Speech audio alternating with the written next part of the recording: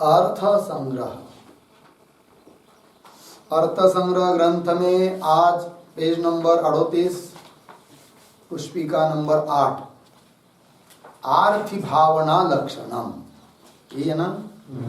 तो चलिए, तो विचार चल रहा है भावना।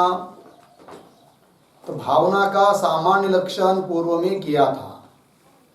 भवितुः भावनानुकूलो भावयितुः व्यापार विशेषः भावना। फिर उस भावना के दो प्रकार बताए थे। एक है शाब्दी भावना और दूसरी है आर्थी भावना। तो कल शाब्दी भावना का लक्षण किया था, उसका विचार हम लोगों ने किया। और वो शाब्दी भावना के 3 अंश है, 3 अंश की वो अपेक्षा करती है, इस बात पर भी विचार हुआ। अब उसके बाद आई आर्थी भावना। तो आर्थी भावना का लक्षण कर रहे हैं, ठीक है। तो पढ़ते हैं, प्रयोजनेच्छा जनित क्रिया विषय व्यापार आर्थी भावना। बोलिए, प्रयोजनेच्छा जनित क्रिया विषय व्यापार आर्थी भावना। सा च आख्यातत्वांशेन उच्यते। सा च आख्यातत्वांशेन उच्यते। आख्यात सामान्यस्य व्यापारवाचित्वात्। आख्यात सामान्यस्य व्यापारवाचित्वात्। ठीक है, चलिए भाई। तो आर्थी भावना का लक्षण कर रहे हैं। लक्ष्य है आर्थी भावना, लक्ष्य हुई आर्थी भावना। और लक्षण है प्रयोजन इच्छा जनित क्रिया विषय व्यापार। ये क्या हुआ? लक्षण हुआ, ठीक है। तो यद्यपि आर्थी भावना क्या चीज है आप लोगों को सामान्य रूप से पता चल चुका है, आर्थी भावना क्या है करके। क्योंकि भावना का जब लक्षण किया था सामान्य, तो उसका लक्षण दोनों जगह घटाया था, शाब्दी भावना में भी और आर्थी भावना में भी। तो प्रयोजक कर्ता और प्रयोज्य कर्ता। तो प्रयोजक कर्ता में जो व्यापार विशेष, अभिप्राय विशेष, उसको कहा था शाब्दी भावना। और उससे उत्पन्न प्रयोज्य पुरुष में जो व्यापार विशेष, उसको कहा था क्या? आर्थी भावना, ठीक है। अब देखिए, समझ लीजिए कोई राम नाम का व्यक्ति है, प्रयोजक करता, और वो शाम को प्रेरणा दे रहा है कि नहीं, विधि वाक्य बोलकर, विधान करके बोल रहा है, कुछ लाने के लिए कह रहा है कि नहीं, गाँव आना या आदि आदि। तो वो सुनने के बाद उस शाम में प्रयोज्यकर्ता में एक अभिप्राय विशेष उत्पन्न होता है, क्या मुझे कुछ करना चाहिए। ये जो भाव विशेष है, अभिप्राय विशेष है, उसको ही कहते व्यापार। तो उसको ही कह दिया है क्या? आर्थी भावना। अब उसमें लक्षण कैसे घटेगा? तो क्या लिखा है? प्रयोजन इच्छा जनित, प्रयोजन की इच्छा से उत्पन्न क्रिया विषय, क्रिया विषयक जो व्यापार विशेष, उसको कहते हैं क्या? तो व्यापार विशेष क्या है जी? तो उसका अर्थ पहले लिख लेंगे तो समझने के लिए सुलभ होगा। व्यापार, व्यापार बराबर पुरुषनिष्ठ, पुरुषनिष्ठ प्रयत्न विशेष, पुरुषनिष्ठ प्रयत्न विशेष व्यापार। ठीक है जी। पुरुष निष्ठा प्रयत्न विशेष व्यापार। पुरुष में रहने वाला जो प्रयत्न विशेष, विशेष प्रकार का प्रयत्न, उसको क्या कहते हैं? व्यापार। विशेष प्रकार का प्रयत्न बोलिए। दूसरे शब्द में कहना हो तो उसको कृति भी कह सकते हैं। क्या कह सकते हैं? कृति। तो प्रयत्न ये अलग चीज है जिसको कृति बोल दिया, जो कि अंतकरण का धर्म है, पुरुष निष्ठ है। ठीक है जी। और क्रिया अलग चीज है। क्रिया मतलब कर्म है कि नहीं? प्रयत्न गुण में आता है और क्रिया कर्म, ये कर्म स्वतंत्र पदार्थ है, आते है कि नहीं? तो यहां पर जो लक्षण क्या है, प्रयोजन इच्छा से जनित कौन? व्यापार। व्यापार तक ले जाना है, विषय है कि नहीं? व्यापार। और पुनः कैसा वो व्यापार? क्रिया विषय व्यापार। क्रिया है विषय जिसका, ऐसा व्यापार। और कैसा व्यापार? प्रयोजन इच्छा जनित, प्रयोजन की इच्छा से उत्पन्न हुआ व्यापार। क्या होता है? तो एक होता है फल इच्छा और एक होती है उपाय इच्छा। फल की इच्छा और उपाय की इच्छा, है कि नहीं? उसमें एक कार्य है, एक कारण है। तो उपाय की इच्छा हम लोगों को कब होती है? तो उसके पहले रहना पड़ती है फल की इच्छा। इसलिए एक वाक्य आता है क्या? फल इच्छा उपाय इच्छा प्रति कारणम। क्या जी? फल इच्छा उपाय इच्छा प्रति कारणम भवति। है कि नहीं? लिख सकते वाक्य। फल इच्छा उपाय इच्छा प्रति कारणम भवति।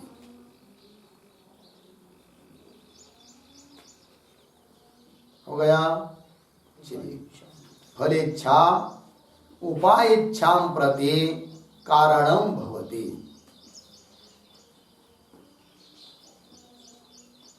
हो गया ना? देखिए, फल की इच्छा यदि रहती है तब उपाय की इच्छा होती है।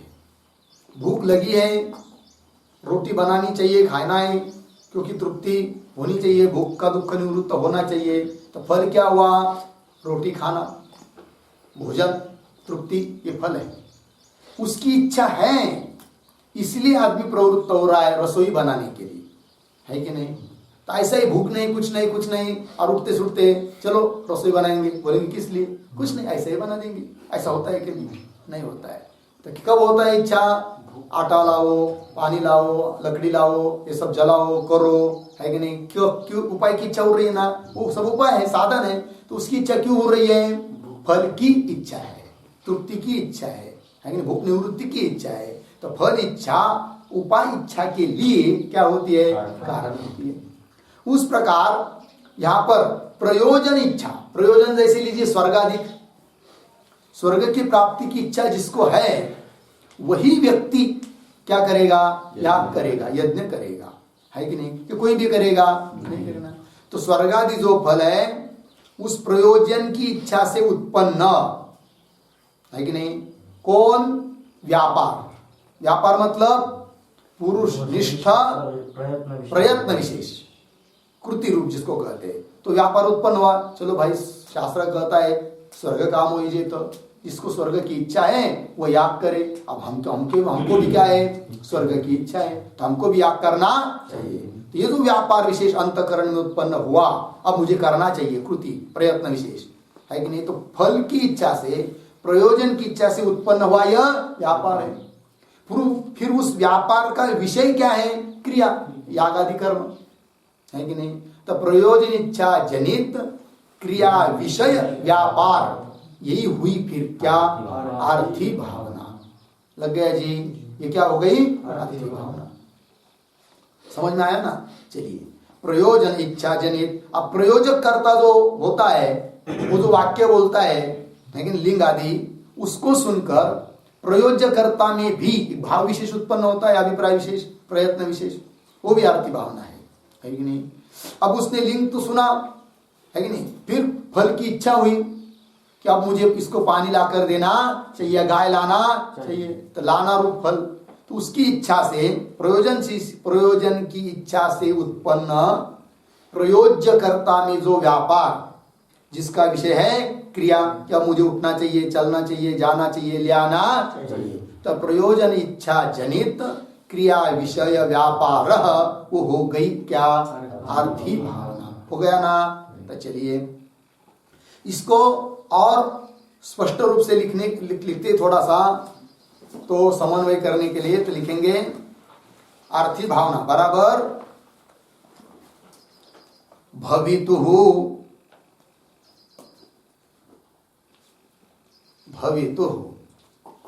है कि नहीं, बराबर स्वर्गादि फलस्य, स्वर्गादि फलस्य यद भवनम,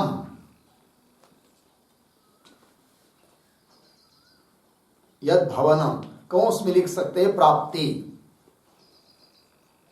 कौंस बन आगे तत् अनुकूलः, तद अनुकूलः भावकस्य, भावकस्य बराबर स्वर्गादि कामस्य पुरुषस्य,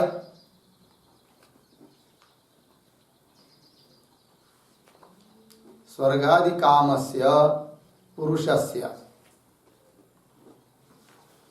यह व्यापार विशेषः,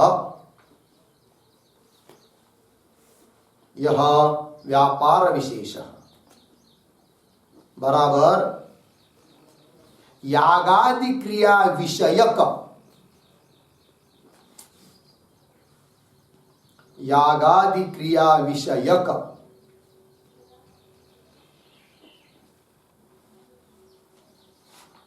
प्रवृत्त्याख्य कृति रूप,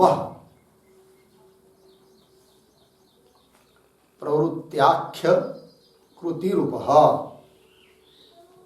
सा एव आर्थी भावना,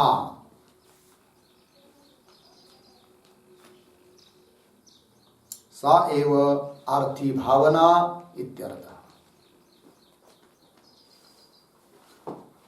ठीक है, अब देखिए जो पीछे का लक्षण किया था कि नहीं, भवितु भावनानुकूल भावयतु व्यापार विशेष। देखिए तो भवितु, भवितु कौन है यहाँ पर, स्वर्गादि फल प्राप्त होने वाला, उत्पन्न होने वाला कौन है, स्वर्गादि फल। उसके भवन मतलब उसकी प्राप्ति के लिए अनुकूल जो जनक, जो भावकस्य, भावकस्य मतलब स्वर्गादि कामस्य पुरुषस्य, स्वर्गादि की कामना है जिसको, ऐसे पुरुष का व्यापार विशेष है कि नहीं, भवनानुकूल जो व्यापार विशेष अर्थात यागादि क्रिया विषयक है कि नहीं, फल की कामना से उत्पन्न हुआ है वो व्यापार, और यागादि क्रिया उसका विषय है। तो यागादि क्रिया विषयक जो प्रवृत्त्याख्य, प्रवृत्ति नाम का कृति रूप व्यापार, वही हो गया क्या, आर्थी भावना हो गया ना। सरल भाषा में कहना हो तो पुरुष का स्वर्गादि की इच्छा से उत्पन्न हुआ जो यागादि विषयक मानसिक व्यापार, उसको कहेंगे क्या, आर्थी भावना हो गया ना। अब आगे चलिए, प्रयोजन इच्छा जनित क्रिया विषय व्यापार आर्थी भावना। क्रिया विषय, क्रिया शब्द से लेंगे यागादि संबद्ध सब क्रिया। ठीक है, आगे साच आख्यातत्व अंशेन उच्यते। अब ये भावना, आर्थी भावना किसके द्वारा कही जा रही है, अर्थात इस आर्थी भावना का वाचक कौन है, तो वो बता दिया यहां पर, साच आख्यातत्व अंशेन उच्यते। कल परसों ये बात हो चुकी थी है कि नहीं, जैसे बताया था ना, यजेत में दो भाग, धातु और प्रत्यय, प्रत्यय में पुनः दो भाग बताए थे। क्या क्या? आख्यात और लिंग। आख्यातत्व, लिंग। तो लिंगत्वावच्छिन्न प्रत्यय वाचक है किसका? शाब्दिक भावना का। अर्थात लिंगत्वावच्छिन्न प्रत्यय का वाच्य हो गई कौन? शाब्दिक भावना। अब उसी प्रकार बताया था कि आख्यातत्वावच्छिन्न जो प्रत्यय उसका वाच्य है कौन? आर्थी भावना। अर्थात आर्थी भावना का वाचक कौन हुआ? आख्यातत्वावच्छिन्न प्रत्यय। उसी बात को यहाँ पर लिख दिया है, साच आख्यातत्वांशेन उच्यते, है ना। पेज नंबर 45 पर एक नकाशा निकाल के दिया है। यजेत मिला, उसमें दो भाग दिखाए हैं। यज धातु है और त प्रत्यय है। यज धातु का अर्थ है याग, और त प्रत्यय के दो भाग किया, आख्यात और लिंग। आख्यात तत्व का अर्थ है करना, है कि नहीं, कृति, प्रयत्न विशेष, वही है आर्थी भावना, ठीक है। और लिंग का अर्थ है क्या? चाहिए, शाब्दिक भावना। तो क्या वाक्य बन गया? याग करना चाहिए। यजेत का अर्थ क्या हुआ? याग करना चाहिए, दिया है ना वहां पर, याग करना चाहिए, हो गया। चलिए इधर, साच आख्यातत्वांशेन उच्यते, क्यों? तो कह रहे आख्यात सामान्यस्य व्यापार वाचित्वात्, ठीक नहीं। आख्यात सामान्यस्य, सामान्यस्य का अर्थ है मात्रस्य, आख्यात मात्रस्य व्यापार वाचित्वात्। लग गया? कहने का भाव क्या? सभी क्रियापदों में जो आख्यात है कि नहीं, उसका वाच्य, उसका अर्थ क्या है जी? व्यापार। क्या अर्थ है जी? व्यापार, है कि नहीं। एक वाक्य लिख लीजिए, सभी क्रियापदों में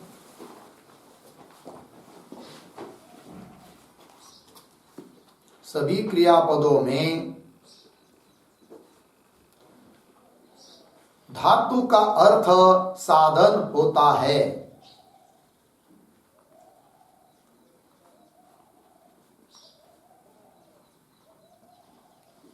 धातु का अर्थ साधन होता है। आख्यात का अर्थ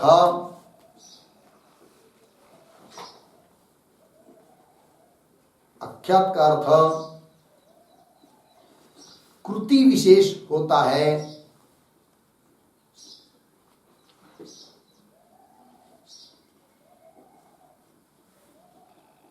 कृति विशेष कौंस में लिख सकते हैं, प्रयत्न विशेष, अर्थात अर्थी भावना।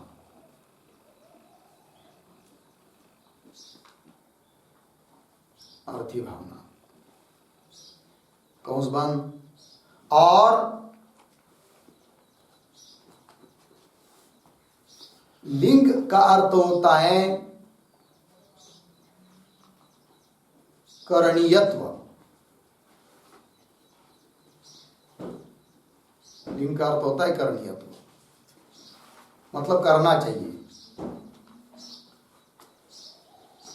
तो अलग अलग लकार में अलग अलग बात रहेगी। लिंग के लिए बताया, लट रहेगा तो उसमें वर्तमान आदि अर्थ होगा, ठीक है ना जी।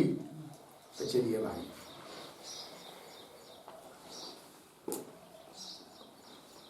तो पुरुषनिष्ठ प्रयत्न विशेष वही क्या है जी? व्यापार। पुरुषनिष्ठ जो प्रयत्न विशेष वही क्या है? व्यापार, कृति, प्रयत्न। और उस व्यापार का बोधक है कौन? आख्यात। लग गया? तो कैसे? तो अभी बताया उदाहरण आपको, यजेत में। यजेत में दो भाग बताए थे, यज धातु, तो प्रत्यय। तो में भी दो भाग, आख्यात और लिंग। फिर क्या हुआ? यज धातु का अर्थ हुआ याग, आख्यात का अर्थ हुआ करना, और लिंग का अर्थ हुआ चाहिए। तो याग करना चाहिए, ठीक है ना। तो ये हुआ। और उदाहरण यदि समझना हो तो एक दो उदाहरण लिखते हैं। लिखिए, गच्छति, गच्छति बराबर गमनानुकूलम प्रयत्नम करोति।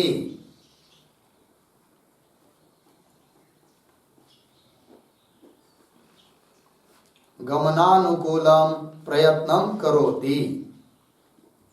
हो गया। अब देखिए भाई, गच्छति में गम धातु है कि नहीं, और धातु का अर्थ क्या बताया था, साधन। तो आदमी जा रहा है, समझ लीजिए कहीं जा रहा है, किसी चीज के लिए जा रहा है कि नहीं। देवदत्त आड़स ग्रामम गच्छति, है कि नहीं। तो आड़स की प्राप्ति होना ये फल हुआ। और उसके लिए धातु का अर्थ जो गमन, वो क्या है, साधन। तो धातु का अर्थ साधन हुआ कि नहीं। धातु का अर्थ जो गमन है वो क्या हुआ, साधन हुआ। और आख्यात का अर्थ क्या है, प्रयत्नम करोति, प्रयत्न विशेष। आख्यात करोति वर्तमान का लट का अर्थ है, और आख्यात का अर्थ क्या है, प्रयत्न विशेष कृति अर्थी भावना। ठीक है ना जी। चलिए, और पचति उदाहरण दूसरा एक लेंगे। पचति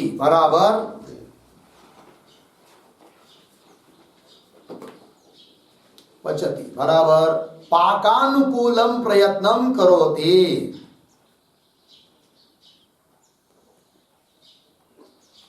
पाकानुकूलम प्रयत्नम करोति।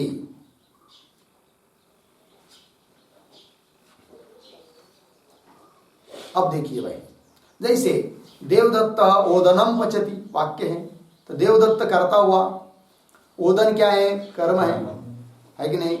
और पाक क्रियेचं फल क्या है, ओदन है। तो उसके लिए क्या कर रहा है, वो पाक कर रहा है। पाक कर रहा है मतलब वो सब क्रिया कर रहा है, चूल जलाना, पतीला रखना आदि आदि, ये पाक है। तो पचति में जो पच धातु का अर्थ जो पाक, पाकानुकूल है कि नहीं, अनुकूल क्रिया, तो वो क्या हुआ जी, साधन। कहने का भाव, धातु का अर्थ क्या होता है, साधन होता है। और आख्यात का अर्थ क्या है, प्रयत्न करोति, उस व्यापार प्रयोग कर्तानिष्ठ व्यापार विशेष, प्रयत्न विशेष, वो आख्यात का अर्थ हुआ। ठीक है ना। लट अर्थ वर्तमान काल हुआ कि नहीं। और एक उदाहरण लेंगे, शेते बराबर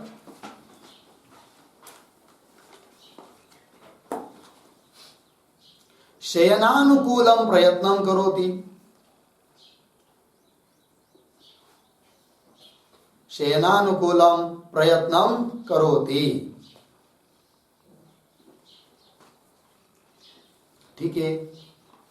अब देखिए यहां पर भी वैसा ही है कि नहीं। जैसा देवदत्त शेते, देवदत्त सो रहा है, तो शयन का फल क्या है जी, विश्रांति, सुख विशेष। अब उसके लिए साधन है धातु का अर्थ शयन, गद्दी पर लेटना, ये सब क्रिया, ये क्या है, धातु का अर्थ शयन। वो क्या हुआ, साधन हुआ, विश्रांति का फल का साधन हुआ, है कि नहीं।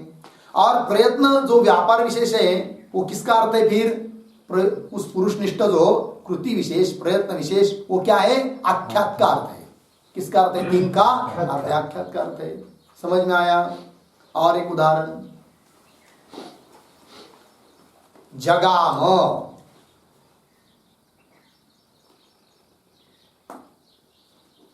जगाम बराबर गमनानुकूलम प्रयत्नम कृतवान। क्योंकि लिट लगा रहे ना, जगाम भूतकालीन अर्थ, गमनानुकूलम प्रयत्नम कृतवान। धातु का अर्थ जो गमन, वो साधन हुआ, और उसके अनुकूल जो प्रयत्न विशेष, वो आख्यात हुआ, आख्यात का अर्थ हुआ। और कृतवान ये लिट का अर्थ हुआ, लकार का, है कि नहीं, लिट्व धर्म का भूतकालीन अर्थ। बात लग रही है। और एक उदाहरण, गमिष्यति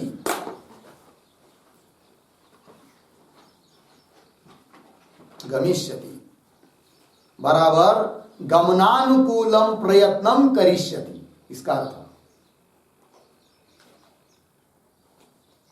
गमनानुकूलम प्रयत्नम करिष्यति। अब यार रूट लकार हुआ है, तो यहां पर भी धातु का अर्थ जो गमन, वो साधन हुआ, और उसके अनुकूल जो प्रयत्न विशेष जो कि व्यक्ति में है, वो हुआ क्या, आख्यात का अर्थ हुआ। और करिष्यति लुट लकार का अर्थ हुआ भविष्य काल। समझ में आया जी। और एक उदाहरण, गच्छेत, अंतिम का गच्छेत, तो बराबर गमनानुकूलम प्रयत्नम कुर्यात। तो गमनानुकूलम प्रयत्नम कुर्यात। ठीक है जी। देखिए भाई, तो यहां पर भी विधिलिंग है। तो गम धातु का अर्थ क्या है? गमन, वो तो साधन हुआ, और उसके अनुकूल जो प्रयत्न विशेष वो हुआ आख्यात का अर्थ, और कुर्यात करना चाहिए ये हुआ लिंग धर्म का अर्थ। तो कहने का तात्पर्य सभी जगह सभी क्रियापदों में धातु का अर्थ क्या होता है? साधन, और आख्यात का अर्थ होता है क्या? वो प्रयत्न विशेष, जिसको हमको लोग कहते हैं यहाँ पर अर्थी भावना। ठीक है।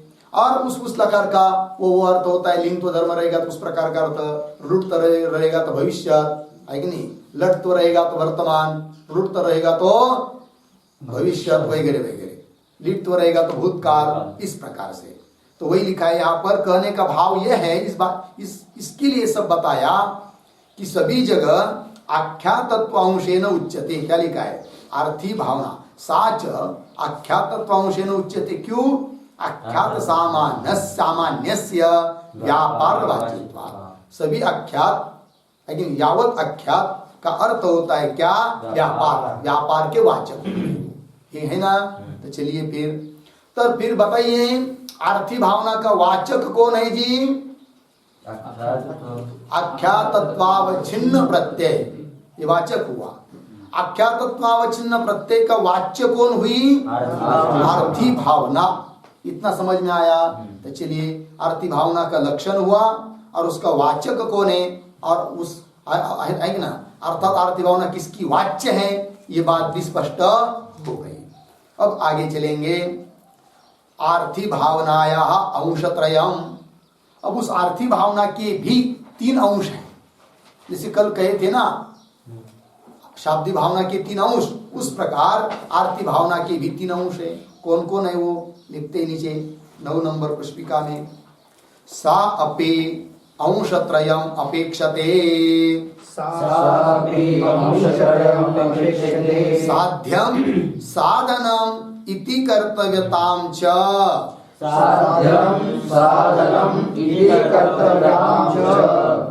किम भावयेत, केन भावयेत, कथम भावयेत इति।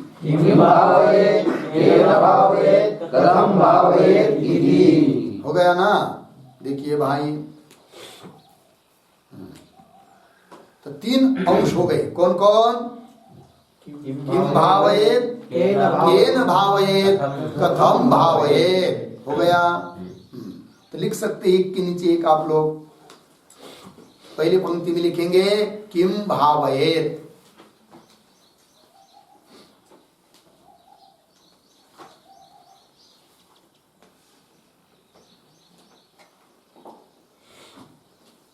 हो गया। किम भावयेत। उसके नीचे के लाइन में लिखेंगे केन भावयेत,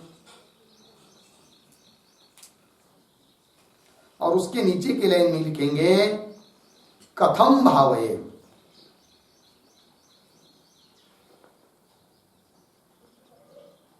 हो गया। तो पहला जो वाक्य है पहले पंक्ति में किम भावयेत, इसका अर्थ क्या है?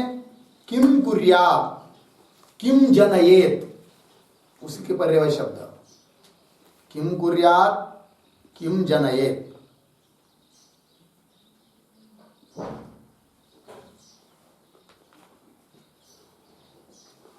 हो गया। क्या करें, क्या उत्पन्न करें, अर्थात साध्य क्या है। तो पहला प्रश्न किसके लिए है? साध्य के लिए। साध्य क्या है, अर्थात अर्थी भावना का साध्य क्या है, पहला प्रश्न हुआ। दूसरा प्रश्न क्या है? ये किम भावयेत। किम भावयेत का मतलब केन साधनेन साध्यम जनयेत। केन साधनेन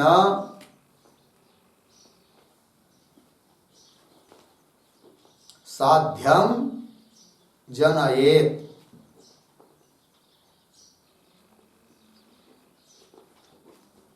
तो क्या अर्थ हुआ? किस साधन के द्वारा साध्य को उत्पन्न करे। तो बीच वाला प्रश्न किस विषय हुआ? साधन विषय हुआ कि नहीं? और अंतिम का प्रश्न क्या है जी? कथम भावयेत। कथम भावयेत मतलब ये प्रश्न किसके बारे में है? केन प्रकारेण साधयेत।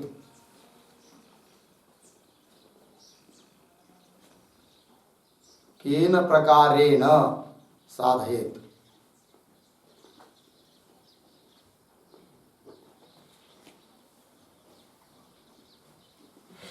किंवा और स्पष्ट करने के लिए साध्यम केन प्रकारेण साधयेत। साध्यम पहले शब्द उसके पहले लिख सकते हैं, केन प्रकारेण साधयेत उसके पहले लिखेंगे साध्यम। साध्यम केन प्रकारेण साधयेत मतलब क्या हुआ? साध्य को किस प्रकार से सिद्ध करे। प्रकार पद्धति तो चाहिए कि नहीं, प्रक्रिया है कि नहीं? इसको ही बोल दिया जाता है क्या? इति कर्तव्यता। क्या जी? इति कर्तव्यता मतलब प्रक्रिया, करने की प्रक्रिया। साध्य सिद्ध करने की प्रक्रिया क्या है, समझ में आया जी? आटा तो सामने रखा है, लेकिन रोटी बनाई कैसी, है कि नहीं? आटा था ज्वार का, और इसको पता था रोटी बनाना किसका? गेहूं का, लेकिन वो प्रयत्न कर रहा है, बना ही नहीं रहा है उस प्रकार का आटा, है कि नहीं? टूट टूट जा रहा है। और पोलपाट पे ऊपर वो जिस पे बेलते हैं उस पर लिया तो जम ही नहीं रहा है, फिर उसको दिक्कत लग रही है। दूसरा आटा तो गेहूं का आटा तो है नहीं, बचा है केवल कौन सा? ज्वार का। और उससे कैसी रोटी बनाती पता ही नहीं, तो बनेगी क्या? नहीं है कि नहीं? तो कथम भावयेत, मैं कैसे इसको सिद्ध करूं, इसको क्या बोलते? प्रक्रिया इसकी क्या है? लग गया जी? तो उसका उत्तर दे रहे, देखिए साध्यम साप्य अंशत्रयम अपेक्षते, इतना लगा। आगे चलिए पुस्तक में, साध्यम साधनम इति कर्तव्यताच इति कर्तव्यताम च, ये तीन क्या हुई? अंश। उसको ही दूसरी भाषा में कह दिया, किम भावयेत, केन भावयेत, कथम भावयेत। किम भावयेत मतलब साध्य क्या है, आर्थी भावना का साध्य क्या है। केन भावयेत मतलब आर्थी भावना का साधन क्या है। अर्थात आर्थी भावना जो है उसका साध्य जो होगा, उस साध्य को सिद्ध करने का साधन क्या है, ये उसका मतलब है। और कथम भावयेत, ये जो तीसरा प्रश्न है वो क्या है? इति कर्तव्यता, है कि नहीं? चलिए आगे, किम भावयेत, केन भावयेत, कथम भावयेत। ठीक, अब तीनों का उत्तर देना है। तत्र साध्याकांक्षायाम स्वर्गादि फलम साध्यत्वेन अन्वेति। बोलिए, तत्र साध्याकांक्षायां स्वर्गादिफलं साध्यत्वेन अन्वेति। हो गया? तत्र, तत्र शब्द का अर्थ लिखिए अंश त्रय मध्ये।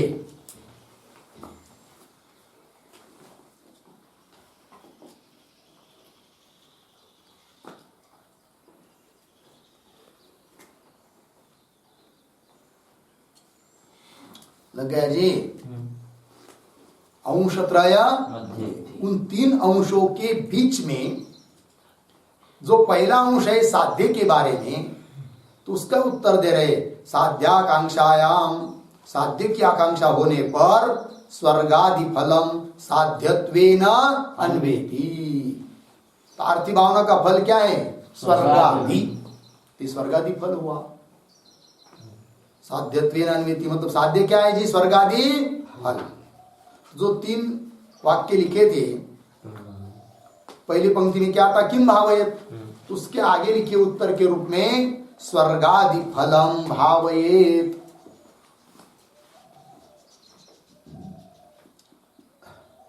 स्वर्गादि फलम भावयेत।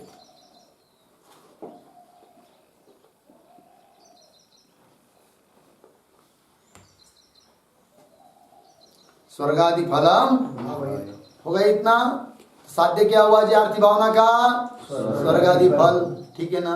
अब मुझे कुछ करना चाहिए, अब मैं यज्ञ करूं, कि भावना विशेष क्या हुआ? आर्थी भावना। फिर वो यज्ञ करेगा, यज्ञ तो साधन हुआ, फिर उस आर्थी भावना का साध्य क्या है? स्वर्ग, है ना?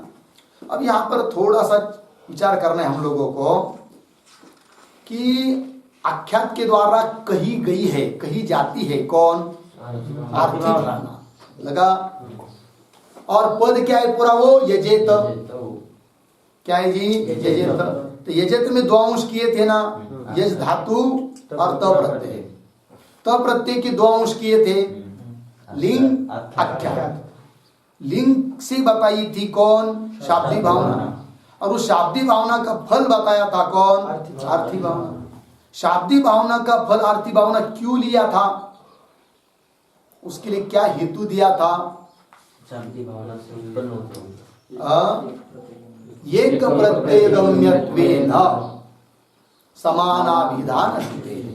कहा था ना, एक प्रत्यय के द्वारा जानी जाती है दोनों भावना। प्रत्यय तो एक ही है, तब दोनों का अर्थ है कि नहीं? दोनों प्रत्यय एक है, अर्थ 2 है। भले उस प्रत्यय में धर्म 2 होंगे, किंतु एक ही प्रत्यय के द्वारा दोनों जानी जा रही है ना, कही जा रही है।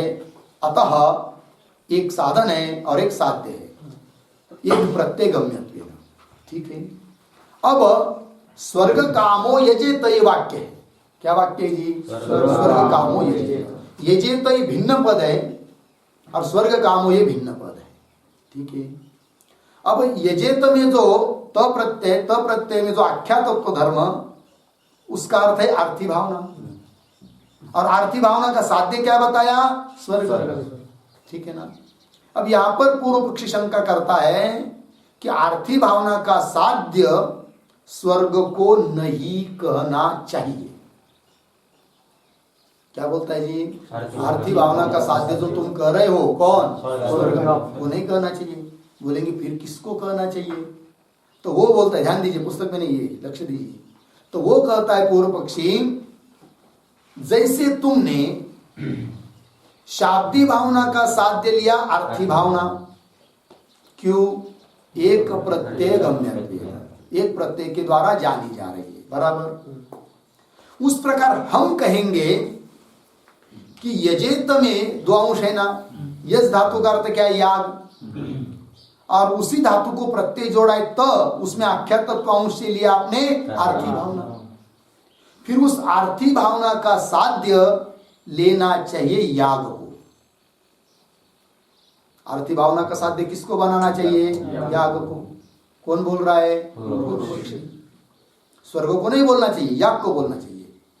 फिर उस पूछेंगे उस पूर्व पक्षी को, क्यों भाई आर्थी भावना का साध्य तुम स्वर्ग को लिए मना कर रहे हो, याग बोल रहे हो, ऐसा क्यों? तो वो बोलता है, एक पद गम्यत्वेन। क्या? एक पद गम्यत्वेन। जैसे पीछे तुम लोगों ने, पूर्व पक्षी बोल रहा है, जैसे पीछे तुमने एक प्रत्यय, प्रत्यय अलग चीज है, पद अलग चीज है, ये जेते पूरा पद है, उसमें जोड़ा हुआ एक प्रत्यय है तो उस एक ही प्रत्यय के द्वारा दोनों भावना कही जा रही है। एक प्रत्यय गम्यत्व उन दोनों भावना में है, इसीलिए तुमने शाब्दी भावना का साध्य लिया किसको? आर्थी भावना।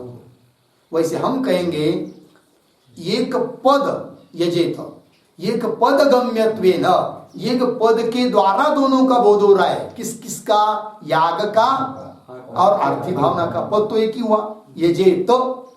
इस एक पद के द्वारा आर्थी भावना भी कही जा रही है और याग भी कहा जा रहा है। तो एक पद गम्यत्वेन, एक पद के द्वारा जानी जा रही है, इसलिए आर्थी भावना का साध्य याग को लेना चाहिए, न कि स्वर्ग को। क्योंकि स्वर्ग तो भिन्न पद के द्वारा कहा जा रहा है। कौन बोल रहा है? बात समझ में आया ना जी? जैसे तुमने प्रमाण दिया था, कौन सा? समानाभिधान श्रुते हैं। और वो प्रमाण क्यों दिया था? एक पद एक प्रत्यय गम्यत्वेन। वैसे हम भी प्रमाण देंगे एक पद रूपा श्रुति। कौन सी श्रुति? एक पद। तुमने प्रमाण दिया था समानाभिधान श्रुति, हम प्रमाण देंगे एक पद रूपा श्रुति। बोलेंगे कहां से लाया आपने एक पद रूपा श्रुति? तो बोलेंगे कहां से नहीं लाया, अपने ही शास्त्र में है। आप लोग निकालेंगे पेज नंबर 37 के ऊपर देखिए।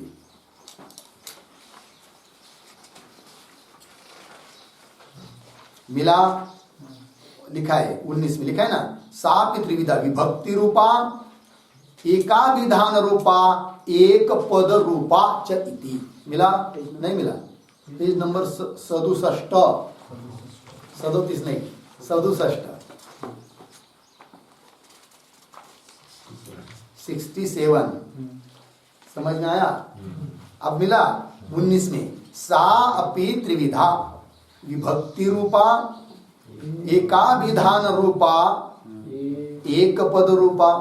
सा अपि त्रिविधा मतलब वो युक्त विधि है कि नहीं? तो वो 3 प्रकार की बताइए, विभक्ति रूपा, एका विधान रूपा, एक पद रूपा। तो एका विधान रूपा कोई कहते समाना विधान रूपा, जो बीच वाली है ना एका विधान रूपा, उसको ही क्या कहते जी? समाना विधान रूपा। और उसके आगे आई है एक पद रूपा। मिल रहा है? तो पूर्व पक्षी की शंका समझ में आ रही है क्या? पूर्व पक्षी क्या कर रहा है कि बीच वाली जो एका विधान रूपा अर्थात समानाभिधान रूपा इस श्रुति को प्रमाण करके जैसे तुमने कहा क्या शाब्दी भावना का साध्य अर्थी भावना है, उसी प्रकार वही पर श्रुति है एक पद रूपा, है कि नहीं?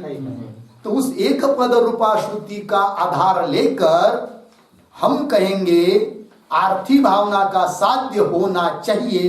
किसको? है कि नहीं? अब समझ में आया? सिद्धांत की उसका उत्तर देते, अरे भाई धातु का अर्थ जो याग उसको साध्य नहीं बना सकते। क्या? यश धातु का अर्थ क्या है? याग। उसको साध्य नहीं बना सकते क्योंकि धातु का अर्थ तो सब जगह साधन होता है, करण होता है, पहली बात। दूसरी बात, धातु का अर्थ जो होता है यागादिक वो पुरुषार्थ नहीं होता है। क्या नहीं होता है जी? वो पुरुषार्थ नहीं होता है। पहली बात तो क्या कही कि धातु का अर्थ सब जगह साधन होता है, तो याग साधन होगा, साध्य नहीं है। दूसरी बात वो क्या नहीं है? पुरुषार्थ नहीं है। अब वो पुरुषार्थ क्यों नहीं है उसको भी समझाएंगे। और एक तीसरी बात समझ लेंगे, यदि समझ लीजिए उल्टा सुल्टा कुछ करके आर्थी भावना का साध्य यदि याग को ही लेंगे तो स्वर्ग कामो यजत में स्वर्ग पद व्यर्थ हो जाएगा, उसमें व्यर्थत्व आएगा। तो 2-3 आपत्ति आ रही है। इसलिए आर्थी भावना का साध्य क्या याग को नहीं ले सकते हैं, स्वर्ग को ही लेना पड़ेगा जी। तो सर्व सबसे बलवान कारण है क्या कि वो पुरुषार्थ नहीं है। क्या नहीं है जी? बोलेंगे क्यों पुरुषार्थ नहीं है याग? तो बोलेंगे पुरुषार्थ किसको कहते हैं ये तो तुम पहले समझ लो। तो लिखिए पुरुषार्थ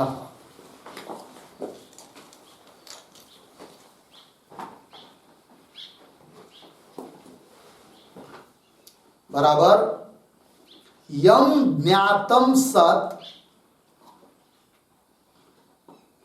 यम ज्ञातम सत स्ववृत्तितया, स्ववृत्तितया इष्यते, इष्यते सह पुरुषार्थ।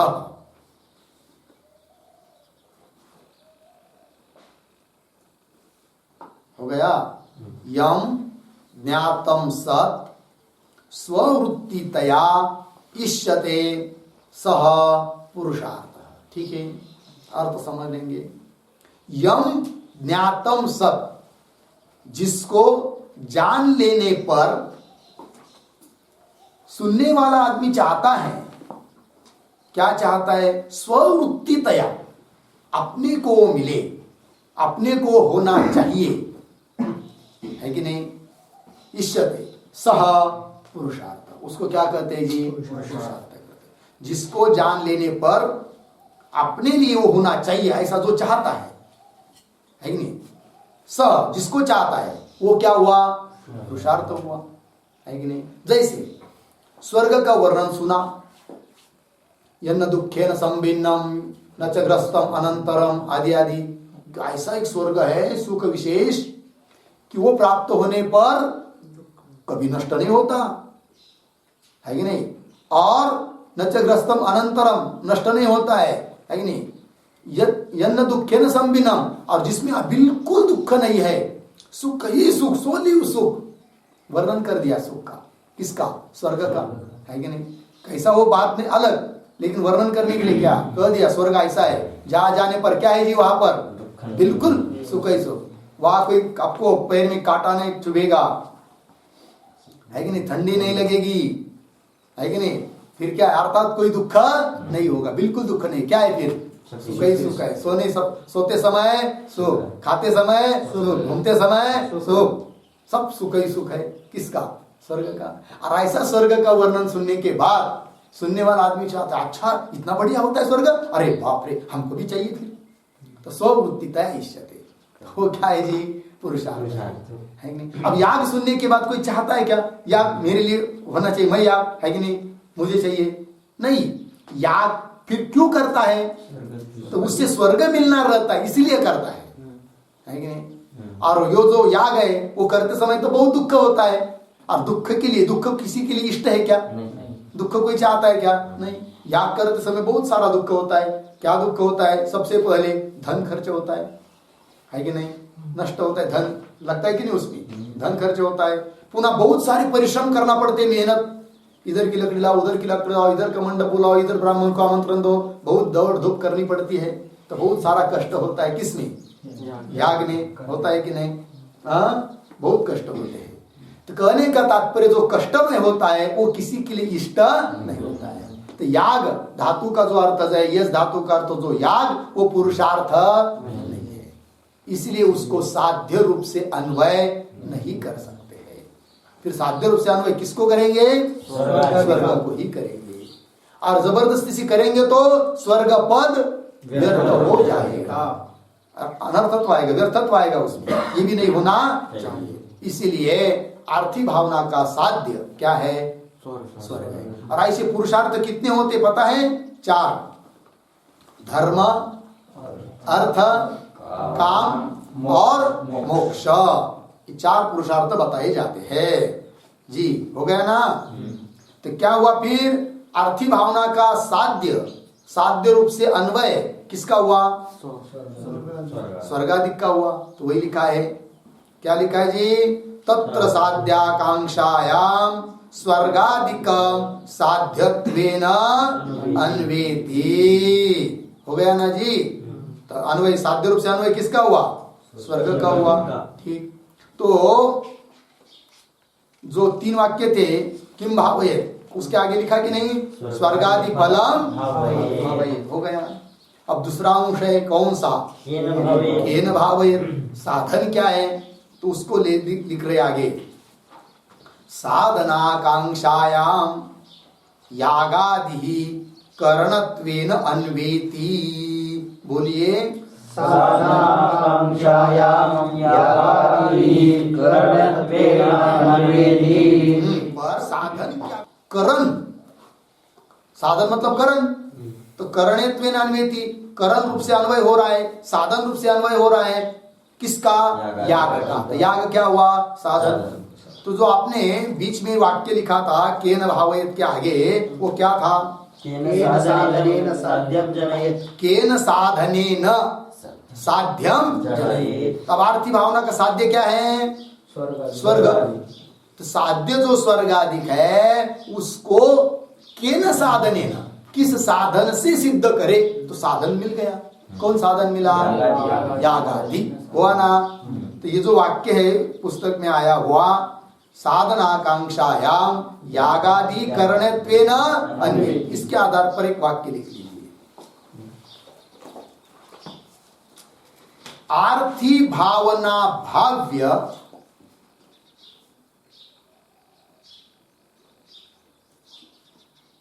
आर्थी भावना भाव्य निर्वर्तकत्वेन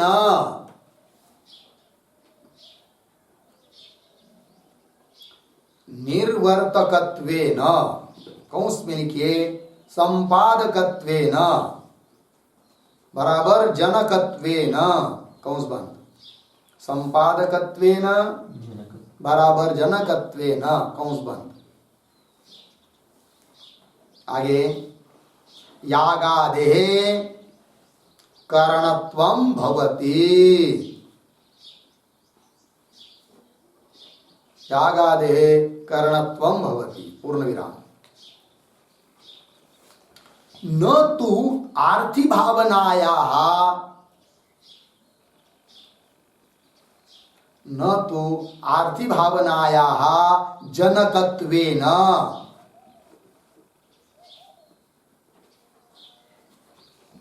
जनकत्वेन इति पूर्ण विराम। न हि यागेन, न हि यागेन पुरुष प्रवृत्ति ही साध्यते,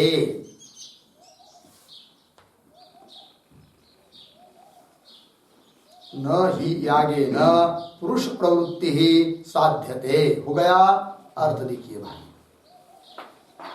तो आर्थी भावना का करण अर्थात साधन क्या बताया? याग। आर्थी भावना का साधन याग है, मतलब वो याग से आर्थी भावना उत्पन्न होती है, ऐसा अर्थ नहीं समझना। ध्यान दीजिए भाई, याग को उत्पन्न करती, सॉरी, आर्थी भावना को उत्पन्न करता याग, इसीलिए आर्थी भावना का करण याग है, ऐसा अर्थ नहीं करना। जैसे कि घट का करण है दंड, घट का करण कौन है? क्यों? घट को उत्पन्न करने के लिए साधन है कौन? दंड, इसलिए घट का करण है कौन? उस प्रकार आर्थी भावना जो पुरुषनिष्ठ व्यापार विशेष, जिसको हम प्रवृत्ति कहते हैं, उसको उत्पन्न करता है याग, इसलिए वो करण है, ऐसा अर्थ नहीं। फिर उस आर्थी भावना का करण याग क्यों है? इसलिए कि आर्थी भावना का साध्य जो स्वर्ग, आर्थी भावना का साध्य जो स्वर्ग है कि नहीं, कुठार करण है पुरुष का। क्यों? पुरुष का साध्य जो द्वैती भाव, और उसको उत्पन्न करती है कुठार, निर्वर्तक है कुठार, इसीलिए पुरुष का करण बोला जाता है किसको? कुठार। उसी प्रकार आर्थी भावना का साध्य जो स्वर्ग, उस स्वर्ग का निर्वर्तक है, संपादक है, जनक है कौन? याग। इसीलिए करण हुआ कौन? याग। इसलिए करण बोला जा रहा है। आर्थी भावना का करण कौन? याग। क्यों? आर्थी भावना का साध्य को सिद्ध करता है याग। वही लिखा, आर्थी भावना भाव्य, लिखा ना भी अभी, भाव्य शब्द का अर्थ है साध्य। आर्थी भावना का साध्य जो स्वर्गाधिक, उसका निर्वर्तक होने से, संपादक होने से, जनक होने से यागादेः करणत्वं भवति। यागादि क्या है जी? करण है। न तो आर्थी भावना या जनकत्वेन, आर्थी भावना का वो जनक है याग, ऐसा समझकर उसको करण, ऐसा नहीं। याग से आर्थी भावना उत्पन्न होती नहीं है, अर्थात आर्थी भावना का जनक याग। वही लिखा आगे, नहीं यागे न पुरुष प्रवृत्ति साध्यते। याग के द्वारा पुरुष प्रवृत्ति मतलब आर्थी भावना, पुरुष प्रवृत्ति शब्द का अर्थ क्या है? आर्थी भावना। न साध्यते, याग से कोई पुरुष की प्रवृत्ति सिद्ध नहीं होती है। लग गया जी? चलिए, फिर आर्थी भावना का करण कौन? यागादि। क्यों? आर्थी भावना का साध्य जो स्वर्गादि, उस स्वर्गादि को प्राप्त करा देने वाला है याग, इसलिए आर्थी भावना का करण हुआ कौन? याग हुआ ना। तो जो तीन वाक्य लिखे थे ना, बीच वाला केन भावयेत, उसके आगे लिखे उत्तर के रूप में यागादिना भावयेत, यागादिना भावयेत।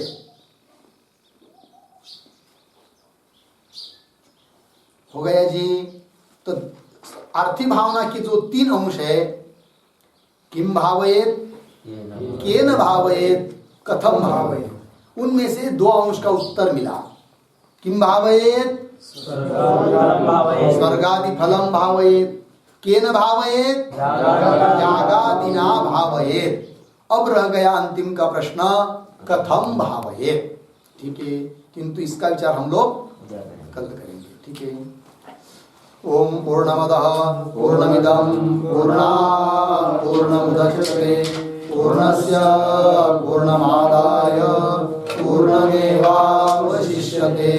ओम शांति शांति शांति।